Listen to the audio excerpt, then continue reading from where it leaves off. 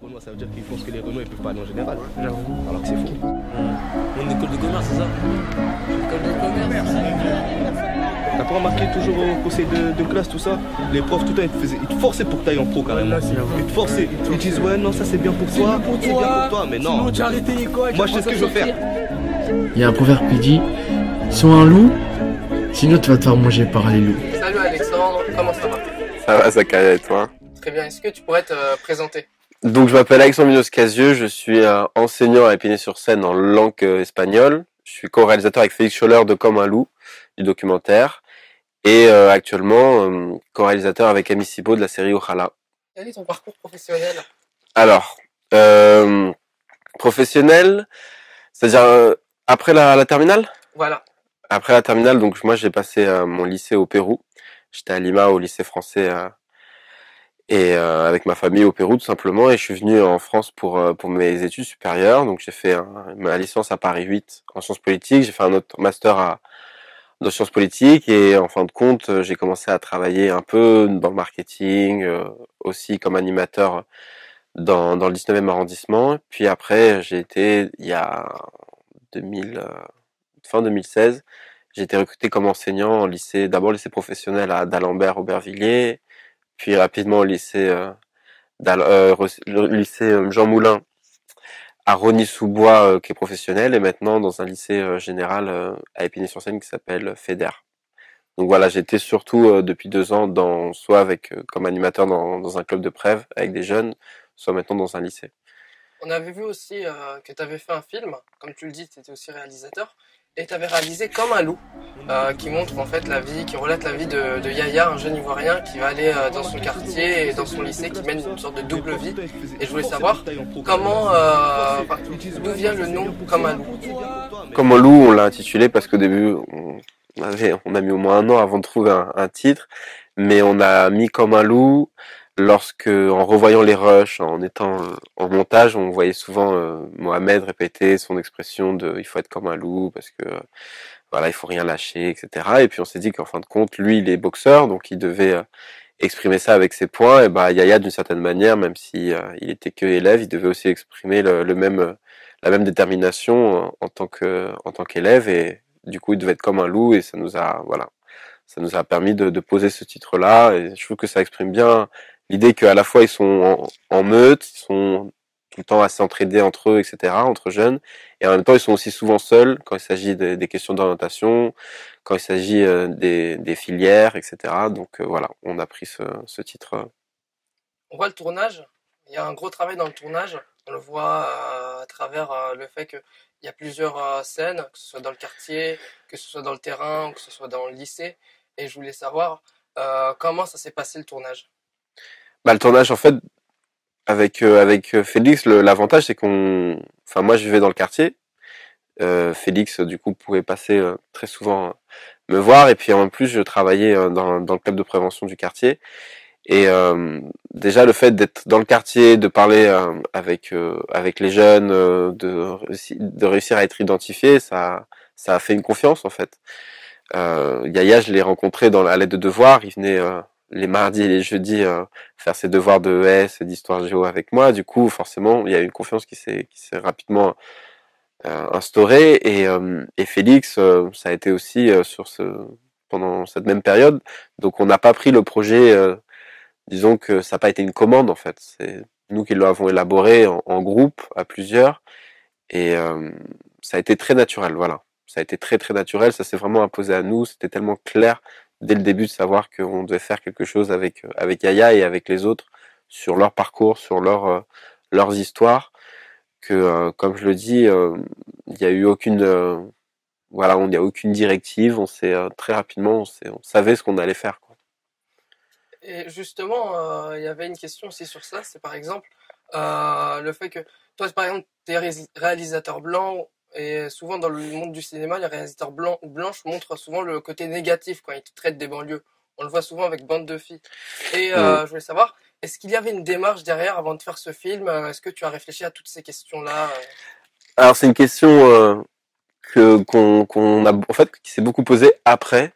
Nous en fait on se l'est jamais vraiment posé parce que alors il y aurait beaucoup de choses à aborder.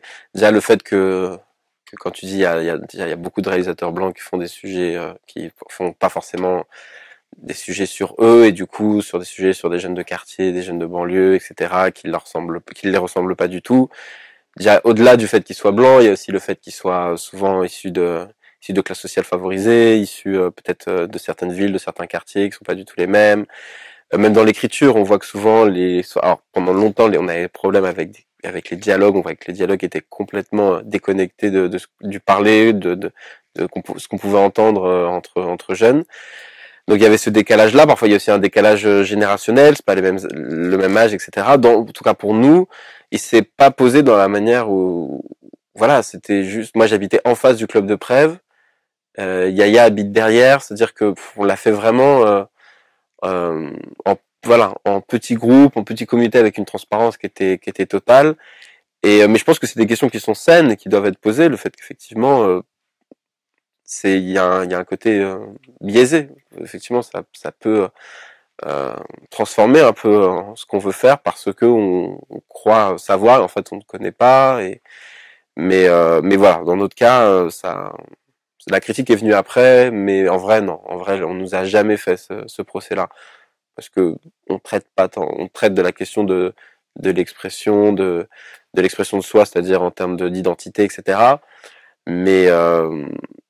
Mais on voit bien que c'est des sujets qui traversent quand même la société française et les jeunes, quoi, au-delà juste de la question communautaire. Un des plans qui m'a marqué, c'est le fait de filmer les jeunes à travers le filet d'un terrain. On voit un jeune évoluer avec son vélo, et je me suis demandé en fait, est-ce qu'il y avait un message derrière ce plan? Alors ça c'est Félix qui l'a. On avait passé une journée sur le terrain à filmer. Félix était tout le temps derrière la caméra. Et il se baladait comme ça d'un groupe à l'autre. Et effectivement, sur ce plan-là, on voit qu'il suit juste le vélo. Et le vélo, on n'a rien demandé. Hein. C'est-à-dire que le vélo, les jeunes se le partagent. Et du coup, lui, il l'a suivi pendant, je sais pas, quelques minutes. Et forcément, après, on a coupé. Mais dans tous les cas, au début, il n'y a eu aucune intention puisqu'on l'a pas cherché. Après, est-ce que ça dit quelque chose? Oui, ça dit quelque chose. Ça dit le fait qu'effectivement, ils se partagent les mêmes objets, ils fréquentent le même espace. Après, on peut aller dans des grands mots, ils peuvent mutualiser des choses, mais en tout cas, il y a l'idée, ouais, que sur ce terrain-là, il y a beaucoup de vie, il y a plusieurs générations, il y a les filles, les garçons. C'est un terrain sur lequel il y a eu peut-être tous les habitants de la cité qui sont passés. Et effectivement, le vélo montrait un peu ça d'une certaine manière, mais après. Voilà, c'était au début ça n'a pas du tout été pensé comme tel, c'est venu après et je pense que je pense que ça a été vraiment bien fait. Le film a été tourné sans boîte de production et j'avais une question technique. Combien de temps ça t'a pris? Combien d'argent? Enfin voilà. Alors effectivement on l'a fait nous parce qu'au début on pensait jamais le montrer, on pensait on pensait le montrer entre nous dans le quartier. Après il y a eu des projections et puis une projection et puis maintenant je sais pas ça fait qu'un an, mais on a quand même tourné même en dehors de l'Île-de-France. Et effectivement, il a été financé par nous. Il a été financé donc par nos salaires de diverses activités qu'on pouvait avoir à côté. Mais sinon, voilà, c'est que du coup, on est obligé de réinventer d'autres modèles pour pouvoir produire. Ça nous a pris 1 an pour tourner et puis 6 mois pour que Félix puisse monter parce que d'ailleurs c'est aussi grâce à Camille avec qui je co-réalise Ojala puisqu'il nous a passé un iMac qui nous a permis de finir le montage. Donc voilà, ça s'est passé aussi de manière très solidaire, quoi. Alors outre le film Comme un loup, tu co-réalises avec Camille, un autre réalisateur, le film Ojala. Quel est justement, d'où vient ce nom Ojala?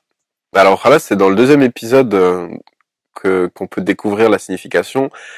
Le mot, encore une fois, il s'est pas imposé à nous du tout. On est allé le chercher. Ojala, c'est une expression du coup qui veut dire j'espère en espagnol, mais j'espère de quelque chose que je ne contrôle pas en fait. Quand on dit Ojala, c'est j'espère que quelque chose arrive. Et alors pareil, c'est que Ojala, déjà la sonorité pour nous elle est belle, elle peut exprimer plein de choses. Quand on l'écoute, on n'a pas l'impression que c'est l'espagnol, et en fin de compte, c'est un mot espagnol, donc déjà, il y a peut-être l'idée aussi des préjugés qu'on peut avoir, même sur un mot. Et puis voilà, c'est un mot espagnol qui vient effectivement, qui vient de l'arabe et qui a toute une histoire. Donc voilà, je trouve que il se calque bien sur la série, qui est quand même une série où il y a plusieurs sujets comme tels, comme l'interculturalisme, comme la diversité qui peuvent passer, quoi. Et au niveau de la série Okrala, toujours, euh, est-ce que c'est une série avec un scénario précis? Parce qu'on a vu les premiers épisodes et on se demandait, est-ce que derrière Est-ce qu'il y la a un série, il y a un scénario? but? Est-ce que c'est écrit? Alors, si, là, sur le côté, en tout cas, on l'écrit à plusieurs, genre peut-être enfin forcément en amont, mais une semaine, 2 semaines avant le début du tournage. Sur ce côté-là, le scénario, il reste avant un épisode, il est carré. Par contre, en termes de dialogue, il y a cet espace de liberté aux acteurs, parce que le but, c'est vraiment qu'on leur donne pas des mots, qu'ils s'expriment comme ils doivent s'exprimer. Il y a des intentions, il y a une histoire qui doit être racontée, mais eux, ils savent très bien que voilà, ils peuvent meubler, ils peuvent sortir leurs propres histoires, etc. Donc après, sur le sens, sur le but de la série, l'exercice, à la différence d'un film, c'est que dans un film, tu peux pas tout traiter. Sinon, tout film, il est brouillon, t'as l'impression de te faire plaisir, mais après, ça va être difficilement acceptable, compréhensible par les autres. Là, sur la série, on peut, sur chaque épisode, eh bien, se dire, on traite ça. On traite, alors, sur le premier, on avait le lycée avec un prof d'histoire géo, avec Trump, et avec le fait qu'il y en a une qui est copiée sur l'autre, etc. Donc ouais, c'était un sujet, c'était dans le lycée, entre les murs d'un lycée. Dans le deuxième, c'était le rapport que les élèves peuvent avoir avec le prof. On se rend compte que les profs, en fin de compte, ils sont même si ils ont 30 ans, 40 ans, ils sont quand même dans des logiques de gamins, mais de gamins vieux. C'est-à-dire moi quand je suis prof, je me rends bien compte que ils sont pas si différents que leurs propres élèves. Souvent, parfois, ils ont été aussi des mauvais élèves. Donc, ils arrivent, dans le deuxième épisode, on essaie aussi de montrer d'une certaine manière que le prof, on essaie de le désacraliser et de le remettre au même niveau que les élèves. On voit qu'ils ont aussi leur humour, ils ont aussi leur truc. Bon, bref. Après, c'est aussi de montrer des jeunes et des univers qu'on voit pas forcément, ou alors qu'on voit de manière dégradée, caricaturale sur d'autres séries ou dans d'autres ou dans les médias, etc. C'est-à-dire voir des jeunes de quartier ou pas, mais en tout cas là on est dans un quartier avec qui sont passés dans un lycée, on sait pas vraiment si c'est un lycée pro ou un lycée. Le but c'est d'être assez général et de traiter avec ces jeunes, voilà, ne pas être dans la caricature du trafic de drogue, de je sais pas, de la prostitution, des choses que j'ai pu voir dans des films. Et là au moins c'est des sujets qui peuvent être partagés par tout le monde, mais effectivement eux ils apportent quelque chose en plus parce qu'ils doivent, c'est la débrouille, ils doivent se démerder, ils doivent inventer un autre système, etc. Donc c'est plutôt de traiter sur ça, sur la manière dont eux arrivent à s'adapter aux institutions, au système, et ne pas juste, les respecter. J'avais eu cette critique-là, on m'a dit voilà, ce qui est bien avec Okhala, c'est qu'il respecte les personnages. Je trouve que ça nous avait fait vraiment plaisir le fait qu'on donne cette impression, cette intention de respecter les personnages, ce qu'ils représentent. Quand on a regardé Okrala, on a fait un parallèle avec Soda et on se demandait, mais alors, quelles sont les inspirations de cette série? Non, alors, c'est les inspirations, parfois elles se sont faites, c'est-à-dire en contradiction, en opposition à des séries qui ont été faites. Effectivement, elle a pu être développée. On disait voilà, elle est entre Soda et Sekpa, mais non, en fait, elle se fait son espace, c'est-à-dire dans un lycée. Voilà, le premier lycée, c'était un lycée d'Alembert à Aubervilliers, qui est un lycée professionnel dans lequel j'ai travaillé. On est loin d'un lycée parisien haussmannien. Et en même temps, on n'est pas dans une classe avec des élèves qui sont si différents que des élèves de Louis le Grand ou de Lavoisier. C'est-à-dire, ils ont aussi une soif de curiosité, de culture, et en fin de compte, ils arrivent aussi à passer plutôt leur scolarité de manière apaisée. Après, il y en a qui sortent, etc. Mais en tout cas, ce que je veux dire par là, c'est que le modèle, c'est effectivement être d'une certaine manière un contre-modèle. C'est-à-dire que maintenant, on a l'impression d'avoir des séries qui ne nous parlent pas, qui ne nous représentent pas. Moi, c'est vrai que j'étais pas un bon élève, j'ai redoublé ma 6e, j'ai redoublé ma 3e, je suis parti au Pérou parce qu'il y a mon père qui était là-bas. Mon co-réalisateur, il a eu aussi son propre vécu de l'école. Donc voilà, c'est aussi de se dire qu'il faut, voilà, tirer de sa propre expérience pour juste décrire le réel, quoi. T'as fait un film, et là, t'es en train de réaliser une série, et c'est deux modes de production différents. Alors, quelles sont les étapes, en fait, pour concevoir une série? Alors, donc quand Malouf, c'est vrai que il s'est fait sur, j'allais dire sur le tard. En tout cas, il s'est fait en sortant. C'est-à-dire qu'il y a eu une première sortie dans le quartier, ça s'est bien passé. Après, il y a eu l'UGC, ça nous a donné un peu plus de l'UGC dans le 19, ça nous a donné un peu plus de com, de vitrine. Et après, il y a eu, maintenant, on a fait une quinzaine de projections débat. Donc, ça s'est fait après. Alors qu'au Khala, c'est vrai que ça a été un peu plus pensé. Avec le co-réalisateur, on l'a, voilà. On a un peu mis les bases, on l'a pas fait comme, on l'a beaucoup plus écrit, on l'a beaucoup plus, donné beaucoup plus d'intention, etc. Donc c'est vrai que c'est deux modèles différents. C'est vrai que même dans les plans, dans l'esthétique, on voit que c'est quand même deux écoles différentes. Les acteurs, par contre, dans Khala, il y a eu un casting, mais il y a que une actrice qui est une des actrices principales, qui est actrice, qui fait une école de théâtre, Aurélie, mais sinon les autres c'est aussi des jeunes du quartier ou des amis d'amis, mais voilà, avec lesquels on peut faire cette aventure, etc. Mais ça n'empêche qu'il y en a un qui est quand même plus professionnel que l'autre, sans pour autant être moins authentique ou voilà. On voit que tu touches un peu à tout. T'as fait un film, t'as fait une série, et je me demandais en fait, c'est quoi tes projets d'avenir? Mes projets d'avenir, je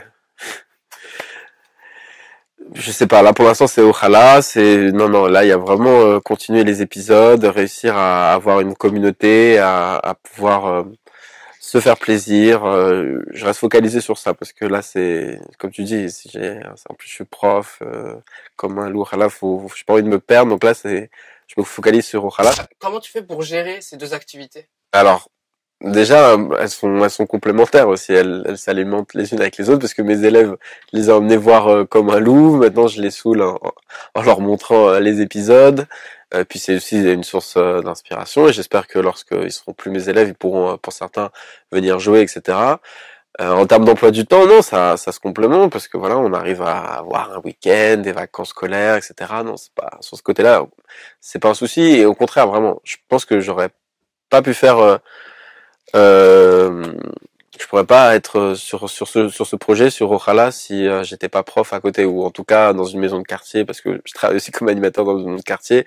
Donc c'est important, c'est des choses qui s'alimentent les unes avec les autres et ça permet justement de pas vouloir grossir les traits. Est-ce que tu as un message pour ceux qui nous regardent à faire passer? Bien, au-delà du seul fait d'aller voir Okhala qui est notre série et qui vous permettra peut-être de vous faire votre propre opinion. Il y a l'idée, voilà, avec ces projets que les choses, on arrive à les faire de la base, de nous-mêmes et sans rien attendre. Et ça, c'est ça le seul message que je peux faire passer, c'est ne pas attendre. Ne pas attendre. À ta droite, tu as une lettre contenant une carte. Est-ce que tu pourrais l'ouvrir et montrer le contenu à la caméra? Alors, c'est un chèque. Non, pas du tout. C'est une carte. De l'ombre à la lumière. On voit que tu fais plusieurs choses en même temps, etc. Et justement, cette carte-là, c'est ce qui nous fait ressortir d'une personne. C'est faire plusieurs choses en même temps. C'est le meilleur moyen pour se faire, pour passer de l'ombre à la lumière, sous le feu des projecteurs. Mais l'objectif, c'est pas du tout de la lumière pour la lumière, en tout cas. Mais en tout cas, si la lumière permet d'avoir des beaux plans, c'est bien. Merci. C'est un joli mot pour la fin. Merci à toi. Merci Urban Street Reporter. Abonnez-vous à Urban Street Reporter. Il est sur scène. Et voilà. Vous aussi, dans quelles conditions vous me mettez? Vous m'aidez pas.